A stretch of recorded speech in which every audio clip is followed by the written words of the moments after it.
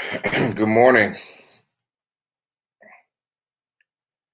Want to get on here real quick before our 11 a.m. Service starts to just give some quick um, Father's Day notes um, about Father's Day and just kind of reach out and give a little message to all the dads out there. And I just wanted to kind of encourage you. We will be on for our morning service at 11, but I do want to give five quick notes. Hey, Trish, five quick notes to fathers on this Father's Day. I hope everyone's having a happy Father's Day. Praise God for you. But I do. I got these five notes from T.D. Jakes' message that he put out years ago, probably 6 or 7 years ago. But I want to use these five principles that he threw out to just kind of give a quick message to fathers. The five things that every father should be. Um, the first one is a father should be a protector. First one is a protector. Every father should be a protector. What that means is that there's going to be some annoying times where your father's going to be like, "Where are you going? What time are you going to be home?" Concerned about the protection of his family. Making sure that you're watchful. A protector is someone who watches, who is mindful of who comes in their home, who goes out their home, who are connected with their family. You got to be a protector. The head of the household literally means a covering. That means there are certain things that you protect your family from that they don't even know that you're doing. They don't even realize that you're doing it. I'm mindful that every night I go through my house and I check every door and I look in on everyone while they're sleeping. I'm mindful of that because a father must be a protector. That's one. I remember when my girls were little, and it would be like a really bad rain, and we were going somewhere. What I would do instead of giving them all umbrellas to try to make it to the car, I would pick each one of them up and put the umbrella up, and I would hold them close to my body and carry them to the car. And every time it happened, I would be wet on one or multiple sides of my body, but they would be dry. And that's a picture of a father. A father is a protector. Number two is a father is a provider. A provider.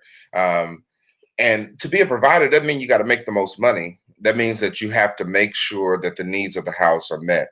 That even if you got to go hungry, as long as the needs of the house are met, then you're good. A provider doesn't just provide in financials, but also provides emotional, physical, mental stability. A provider cares for the entire being, not just for the monetary. It's not enough just to go to work and then come home and do nothing. It's going to work, taking care of the bills, but also taking care of the emotional and mental stability and security of your children. You have to be a provider. Ladies, if you're dating a man and he's stingy, break up with him, because if he's stingy at 22, he's going to be stingy at 52. So get someone who is a giver, a natural giver that desires to put others before them. A good father is a provider. Number three is one of my favorites. A good father is a promoter. You got to find uh, some dads who are about promoting their children, making sure that their children are put on a pedestal for greatness.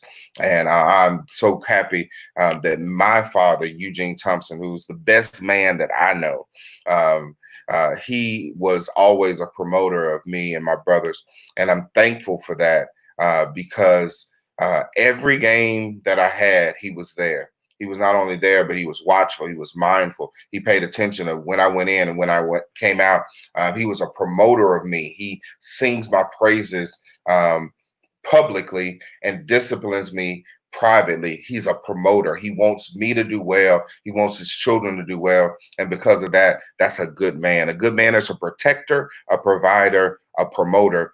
And the last two are where the spiritual needs come in. A good man is a priest. What a priest is one who advocates spiritually for another. A priest is one who prays for other people. Listen, They may not do it in the way that women do it, but understand that a man, a husband, a father should be praying. Talk to the God and say, God, listen, I don't know how you're gonna do it, but I need this mortgage paid by the end of the week. God, I don't know how you're gonna do it, but I need you to open up a door for me and my family. A good man is a priest. Pray for your family. Pray for your wife. Cover them in prayer. It's needed. It's necessary in order for us to do everything that we've been called to do. And the last thing, really, really simple, is a good father is a prophet. I know that sounds real spiritual. You're like, well, I ain't no prophet. No, a prophet just means that you have a word for your household. I think everybody need to have a little preach in them, that you're willing to give a word. Make sure you speak success into your family's life, that you're mindful to say, you can make it, you can do it. Encouraging words, setting the identity by your words. I tell my daughters daily who they are and who they can be, because I don't want anyone else setting their identity for them. I want to make sure that they've heard it from their father, that their identity has not been set on some knucklehead in the streets, but that they've heard that they are special, they are loved, they are valued, that they have strength and wisdom, that they have more than just beauty, they have intellect and they're strong. I want to pour into them so the identity is set by me as their prophet, that I declare who they are. And I think that's necessary to be a good father. So fathers, happy Father's Day. Those are the 5 things I want to leave with you: a protector, a provider, a promoter, a priest, and a prophet. I want you to take a little time and come back and join with us in about 30 minutes. We'll start our morning service. I'm already here at the church. We'll get our service going in about 30 minutes at 11 a.m. Eastern, of course, 10 a.m. Central. I want you to come and share with us. Love you, and I'll see you real soon.